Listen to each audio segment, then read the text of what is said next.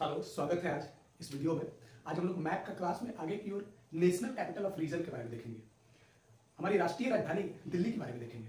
राष्ट्रीय राजधानी दिल्ली का इतिहास बड़ा ही लंबा है। भारत में जितने भी राज्यवंश शासन किए, सल्तनत काल से लेकर ब्रिटिश उपनिवेश तक कैसे दिल्ली राष्ट्रीय राजधानी बनी रही, इसके बारे में हम थोड़ा सा बात कर लेते हैं। जनरली जब हम दिल्ली को देखते हैं तो दिल्ली का इतिहास काफी पुराना है। माना जाता है कि एक प्राचीन पुराने समय में यहाँ के एक राजा होता था ढिल्लू करके नाम, जिन्हीं के नाम पे दिल्ली पड़ा। लेकिन कई आगे सोर्स के हिसाब से सल्तनत काल जब दिल्ली में 1205 के बाद जब अंतिम राजा यहाँ के पृथ्वीराज चौहान के बाद दिल्ली सल्तनत आई, गुलाम वंश की स्थापना हुई 1205 के आसपास, तब से ये दिल्ली सल्तनत की कहानी शुरुआत होती है। आगे चलकर अंग्रेज, चूंकि मुगल काल में भी हुमायूं ने दिल्ली की राजधानी रखी थी। आगे चलकर अकबर वहां से ट्रांसफर किया आगरा, लेकिन फिर शाहजहां ने दिल्ली की कई ऐसे ऐतिहासिक स्मारक स्थल को स्थापित किया और दिल्ली की राजधानी बनाया था। दिल्ली के बारे में जब आप चर्चा करते हैं, जब पूरे भारत का मैप देखते हैं, तो मैप के छोटा सा रीजन बीच सेंटर में दिल्ली है। दिल्ली तीनों तरफ से, अगर छोटा सा अगर आप देखिएगा, ब्रीथ है, इसमें जो बीच वाले क्षेत्र ये दिल्ली है। दिल्ली के तीनों तरफ से जो एरिया, तीन तरफ से जो एरिया हो गए, वो तीनों तरफ से एरिया हरियाणा के राज्य से घिरा हुआ है। हरियाणा की सीमा साझा करती है। और एक तरफ से जो पूरब की साइड है इसकी, आप कह सकते हैं उत्तर पूरब से पूरब की जो साइड है वो उत्तर प्रदेश के साथ सीमा साझा करती है।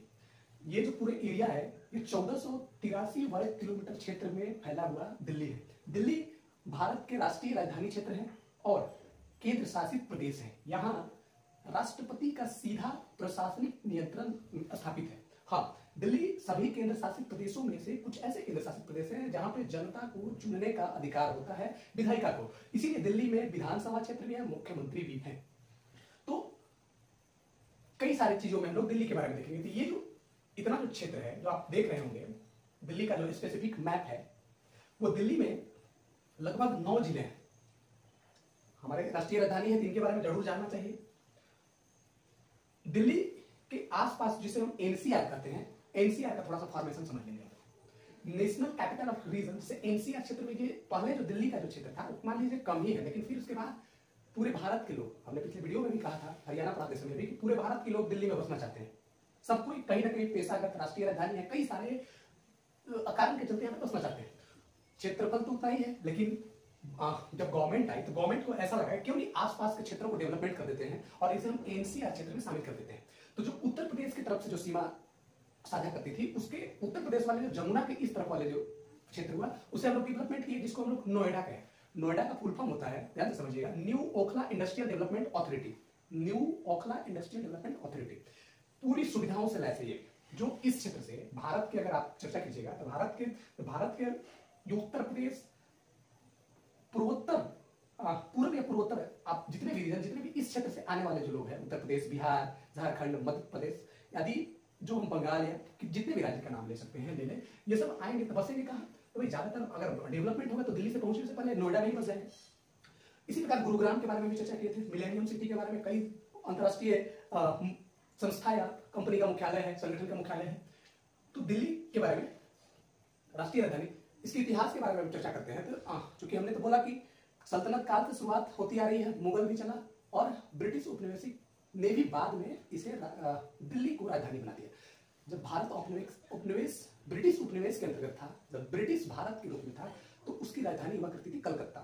क्योंकि अगर आप इतिहास पढ़िएगा तो ब्रिटेन की शुरुआत, वास्तविक शुरुआत, कंपनी के शासन की शुरुआत से लेकर ब्रिटिश संसद की शासन की शुरुआत तक कलकत्ता से शुरुआत हुई। बाद में जाकर 1911 में एक प्रस्तावित हुई, एक दिल्ली दरबार का आयोजन किया गया था। उसी दिल्ली दरबार के घोषणा पत्र के माध्यम से 1912 में दिल्ली को राजधानी बना लिया गया था। ब्रिटिश उपनिवेश का दिल्ली का राजधानी बना लिया गया था। भारत आजाद होती है 47 के बाद, दिल्ली को राष्ट्रीय राजधानी के रूप में दर्जा दे दिया गया और केंद्र शासित प्रदेश, फिर बाद में राज्य पुनर्गठन होने के बाद दिल्ली केंद्र शासित प्रदेश के रूप में आज तक भी विद्यमान है। दिल्ली के बारे में हम लोग बाहर से समझे।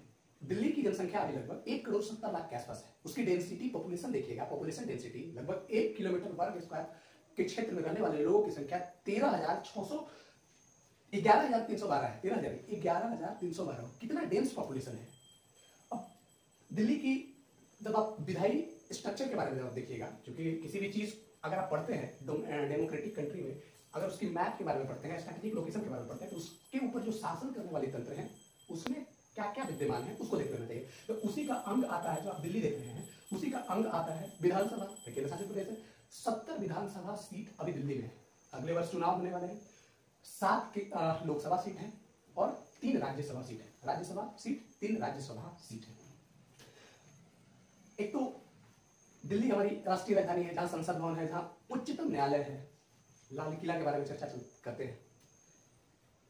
जब आप इसकी एग्जीक्यूटिव या प्रशासनिक बॉडी जब देखिएगा कि कौन कौन कार्य करता है इस दिल्ली क्षेत्र पर, तो सबसे पहले आपको गृह मंत्रालय के अंतर्गत पुलिस विभाग आती है। जो वहां की पुलिस प्रशासन की व्यवस्था है वो हमारी सेंट्रल के गृह मंत्रालय के अंतर्गत आती है, क्योंकि भारत के राष्ट्रपति सीधे डायरेक्ट शासन करते हैं। उनके प्रतिनिधि के रूप में मंत्रिमंडल के सदस्य गृह मंत्रालय के अंतर्गत उसकी पुलिस प्रशासन की व्यवस्था यहाँ की जिम्मे आती है। दूसरी स्टेट के पास क्या है, तो सबसे फेमस जो दिल्ली में खूब प्रचार प्रसार हुआ, एजुकेशन, स्कूल, बस, और जो स्टेट के विषय में होते हैं उसी के प्रकार से उनकी शासन करने की विषय सब्जेक्ट दी गई है। तीसरा जो बॉडी है वहां पे ध्यान से सुनिएगा, एमसीडी है। एमसीडी का काम क्या है? एमसीडी के अंतर्गत आता क्या है?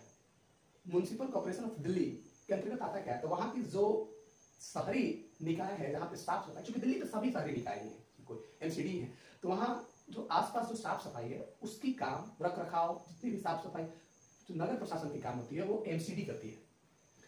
अगला बॉडी जो है वो डीडीए है, दिल्ली डेवलपमेंट अथॉरिटी। उसके अंतर्गत क्या आता है? तो उसके अंतर्गत वहां की जमीन वगैरह आती है, जो जमीनें आती हैं वो सब उसी के अंतर्गत आती है। मेट्रो, आप दिल्ली मेट्रो के बारे में देखते हैं, दिल्ली मेट्रो भी डीडीए के अंतर्गत ही आती है, दिल्ली डेवलपमेंट अथॉरिटी के अंतर्गत ही आती है। तो ये तो एक प्रशासनिक बॉडी हो गया दिल्ली के बारे में। दूसरी, दिल्ली के बारे में आप 9 जिले के बारे में देखते हैं, क्योंकि भाई भारत की राष्ट्रीय राजधानी है, तो राष्ट्रीय राजधानी के बारे में जब आप देखते हैं तो 9 जिले हैं इसमें। दिल्ली का जो मैप है देखिएगा, ये दिल्ली का मैप ऐसे बना हुआ है। दिल्ली के मैप के बारे में जब आप उत्तर वाले क्षेत्र के बारे में देखते हैं, एक तरह से डायरेक्शनल वाइज जो आप 4 डायरेक्शन पढ़ते हैं, डायरेक्शन क्या होता है? देखिए, डायरेक्शन में ऊपर वाले को हम उत्तर कहते हैं, नीचे को दक्षिण कहते हैं, और जो अगर आप इस तरफ से देखिएगा कि ये बायां है उसे हम लोग पूरब कहेंगे जब मैं कैमरे की तरफ देखता हूं तो, और दाहिना को हम पश्चिम कहेंगे। उसी प्रकार से हम जब दिल्ली के जिलों के बारे में बांटे तो जो उत्तर पश्चिम में आया तो उसे उत्तर पश्चिम जिला, उत्तर में आया उत्तर के जिला, दक्षिण पश्चिम में आया तो दक्षिण के जिला, पूर्व के जिला, पश्चिम के जिला, दक्षिण के जिला, नई दिल्ली और मध्य के जिले के बारे में।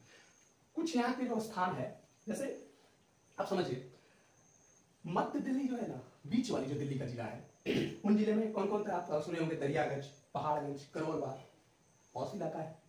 जब आप